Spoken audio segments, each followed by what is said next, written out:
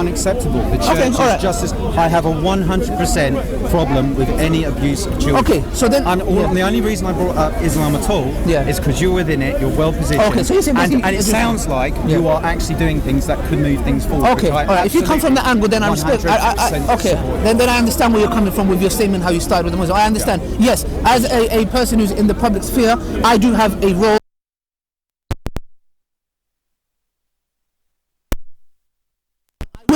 Like, I don't care. To me, I don't care if you're a Muslim, because Allah says to us in the Quran, speak the truth even if it's against yourself. What that means is, if I know somebody is wrong, Steve, I'm not going to say, that's Muhammad Hijab. I'm close to him, I'm going to take his side. I don't care. I'll tell Muhammad Hijab, you are wrong. You are wrong, and you should not have done to Steve. If it was Muhammad Hijab. I don't care if he's down, climb up the tree. The issue here is that we don't take sides on these matters, because the truth is the truth. So, no, it has to be like that. But when I talked to one of Tommy Robinson's fans when he came here, I said to him, I said, do you really believe that your daughter's going to be groomed? I'm going to say, let's say you're my next door neighbor, I'm going to say, it's a white girl, it's okay. I said, do you genuinely believe this? Like, I'm going to be aware of this, and I'm just going to turn a blind eye. No way in hell. And I expect the same you do when it's my daughter. If it was my daughter, you do the same, yeah? Then 100 billion%, I swear upon God, I don't care if he's a Muslim, what he looks, I don't care if he's an imam. I will expose him, because you are causing harm not only to that girl, which is disgusting, but to our image because of you. Why do you think we're so harsh against these ISIS supporters who come here? Because they look like us, they walk like us, they talk like us, and when they do a bloody act, we get the attack. Because they're looking and thinking, he looks just like him. He thinks just like him. So we get the blame, we get the attack. We're the biggest victims of ISIS. So that's the reason why. But you let him lead your prayer. No. I'll never forget the day that Bilal was leading a prayer, and there was about 30. I don't think you were there personally. There was 30, 40 Muslim guys down on the ground over there, and Bilal was at the front leading that prayer. So I tell you something. No, of course. That's very worrying. Yeah. The issue here is this. Yeah. I'm being honest. You know, I've confronted these people. Yeah. I've told them after I did that, I had MI5 come to my house. They said there is death threats towards you. We had a phone call, and they came to me. Look, I'm being honest with you. Yeah. We had another death threat. I'm just telling you this very recently. The reason we didn't want to come out is because we don't want our families to get concerned. Yeah. We had somebody go to the phone box and said, we're going to clean. If you don't clean up the mess, we're going to clean the mess up. Who? Me, Muhammad Hijab, and a few other people. Yeah.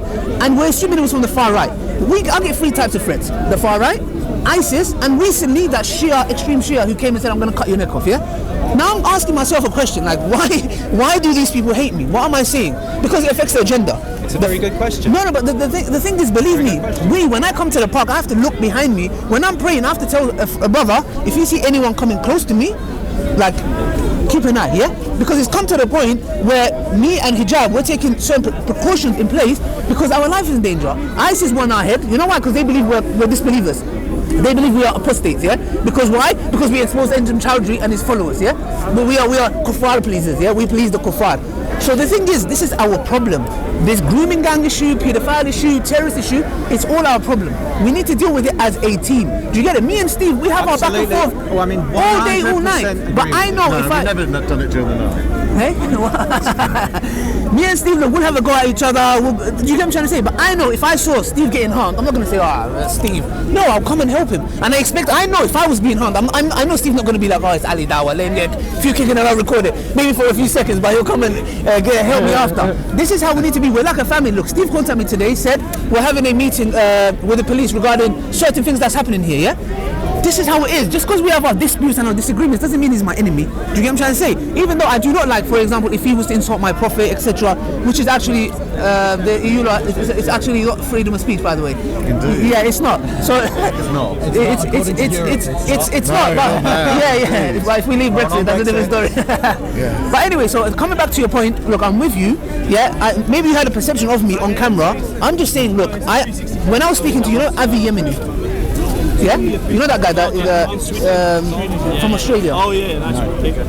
I know who he is. What's he about? I'm going to talk to Avi Yemeni. Yeah. Yemeni, yeah. I know what he was about. I spoke to him in the language you'll understand. Yeah, I don't know you.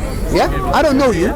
Maybe a minute ago I was showering and filming. I apologize for that. Yeah? Maybe I got excited. I got excited. But the thing is, since I'm talking to you now and you clarified your position, I'll be unreasonable to come and start having a go at you for no reason. You get it? So yeah, tell you what my position is. If you can do these things and we can actually make things materially better and start dealing with this problem, because my point is always the same. We're all born with the same rights. Yeah. And I studied. I talked to some of the girls who've been affected by this, and I've studied some of their books. The things that are happening they are serious things. I mean, we're talking about kids bringing people into this thing, not kids getting affected. Kids being brought in from Pakistani communities, from Somalian communities potentially. If we make progress, and it has to be fast and it has to be real, to bring everyone to the same level where nobody in this country is walking out to the streets and having to worry about being dragged into something, blackmailed into things. Of course not. Like, and that's material. It's the same talk is great, but as long as you can deliver. It's the same with pedophilia. Yeah, it's the same issue. So we need to address both of it, whichever community it's coming from. I believe number one of the other problems is that the punishment is pathetic. It is absolutely pathetic. You're ruining these girls' lives. I'm being honest. This is where Steve and you would love the Sharia law, because in a Sharia state, it's night. I'm telling you, mate. The way they'll be dealt with is nobody will ever in their life ever mention the word groom again, ever. Because that's how they need to be dealt with. I'm sorry, I support the death penalty. With people like this, I try to understand the psychology of those who are against death penalty. I genuinely want to understand the psychology. We are more concerned about the criminal and what he does. The flipping guy on the moped who keeps breaking my flipping car a couple of times, he has more bloody rights than me. I can't stop him. When he takes his helmet off, I'll stop the chase. What do you mean stop the chase? So the issue is we are very soft on criminals. It needs to be harsher, especially these groomers, pedophiles who are raping little kids. I think death penalty. I'm telling you, I'm being honest. If I was running this country, clean them all. It has to. Ali Dawah is going to be running in 2022. Make it 23. I need more. 2023 needs a little bit more preparation. We need to make sure this guy's got a good campaign. Vote Ali. What's happening? The right way is Ali Dawah. The Roseanne's at the ISIS. No. Yeah, so yeah, man, that's it. Yeah, I don't know. Anything else you'd like to say? I have to say we need to deal with these things. It's not necessarily. I don't think it's necessarily. I think the religion becomes a distraction at the end of the day. It is, man. These things are. Just need to fix the problem. There's the only divide is between the rich and the poor. That's what I believe. We are here just fighting with each other, while the bankers who caused the financial crash have got away with it. Yeah, and who's suffering? There is children that are going to school without food. British children, yeah, be it a Pakistani, English. I think we're quite good. No. But what I'm trying to say is this is our problem. This is our community. Do you get what I'm trying to say? We need to do something about it. The people who are causing the big problem, causing us to fight each other. We're just here bickering while they're just, doing what they need to do. I don't know. I mean, I believe I'm a secular person. Like I say, I believe religion can exist as long as it doesn't cross with our basic principles. Sammy, by the way, Sammy, she's a good girl. She's a really good girl. Hopefully, very sharp. Yeah, I'm going to go. Hopefully, have an interview with her. You'll have a good chat with her. She's very reasonable. She's very. She's one of the few that have gone out, dropped her anonymity, and she's been able to do a lot. You know. If I had an interview with her, hand on heart, do you support Tommy Robinson, by the way? No. Okay, all right. Hand on heart, Tommy Robinson would have a heart attack. Because when I'm sat with Sammy, and I introduce, as a Muslim, I'm an Orthodox Muslim. I don't sugarcoat my religion like marginal wise. I believe he's non-Muslim anyway, yeah? I don't like, no. I'm being real. In Islam, there is verses of war for who? In a state of war, not what these ISIS scumbags are doing, yeah? I'm an Orthodox Muslim. When I sit down with Sammy, yeah, and speak to her and reason with her, Tommy's going to hate that. He's not going to like it. I'm being honest with you. I think he will hate it. It'll be a very interesting conversation. And I think Tommy's agenda, it will really hurt him knowing that I'm going down this route of actually tackling this issue, calling out the Muslim community to be more vocal, yeah? I'm being honest with you, look, hopefully we've set up a new organisation, yeah? Which is called Salam, and it's sharing affection, love and mercy, yeah?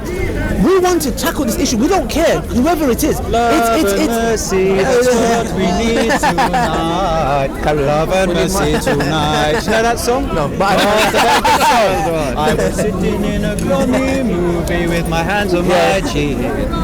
Is that Let's all do it. Let's all sing along. If music wasn't haram, I would have. Yeah. It's a good song. But let me tell you something. When I do this, people are going to want me dead faster. Ali, they're going to want me get out of the way first. You're a brave man, Ali. Swearing. Do you swear? No, I never swear. I told her, but she doesn't believe me. So, are you voting Labour to make Britain great again? Hello, Are you voting Labour to make Britain great Hello. again? Are you voting Labour to make Britain great again? Are you voting Labour to make Britain great again? I don't quite follow. How are you? So what does that happen? I'm the really nice person. You okay? There is how you Check, I got this mic. Huh?